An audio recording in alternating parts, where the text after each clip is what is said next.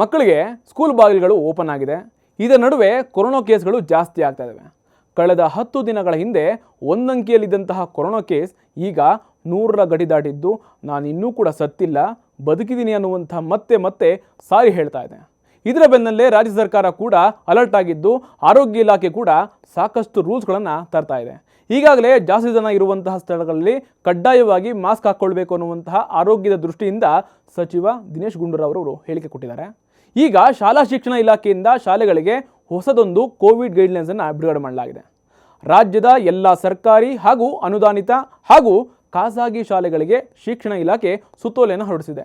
ಮಕ್ಕಳಲ್ಲಿ ಜ್ವರ, ಕೆಮ್ಮು, ನೆಗಡಿ, ಇತರೆ ಗುಣಲಕ್ಷಣಗಳು ಕಂಡುಬಂದರೆ ಶಾಲೆಗೆ ಕಳಿಸಬಾರದು ಅಂತ ಪೋಷಕರಿಗೆ ಜಾಗೃತಿಯನ್ನು ಮೂಡಿಸಬೇಕು. ರೋಗ ಲಕ್ಷಣಗಳು ಇದ್ದರೆ ವೈದ್ಯರ ಸಲಹೆಯಂತೆ ಚಿಕಿತ್ಸೆ ಕೊಡಿಸಬೇಕು. ಸಂಪೂರ್ಣವಾಗಿ ಗುಣಮುಖರಾದ ಮೇಲೆ ಶಾಲೆಗೆ ಕಳುಹಿಸಬೇಕು. ಗುಣಲಕ್ಷಣಗಳಿರುವಂತಹ ಮಕ್ಕಳು ಶಾಲೆಗೆ ಬಂದರೆ ಪೋಷಕರಿಗೆ ತಿಳಿಸಿ ಮನೆಗೆ ಕಳಿಸಬೇಕು. ಶಾಲಾ ಸಿಬ್ಬಂದಿಯಲ್ಲಿ ಗುಣಲಕ್ಷಣಗಳು ಕಂಡುಬಂದರೆ ಮುಂಜಾಗ್ರತಾ ಕ್ರಮಗಳನ್ನು ಪಾಲಿಸಬೇಕು.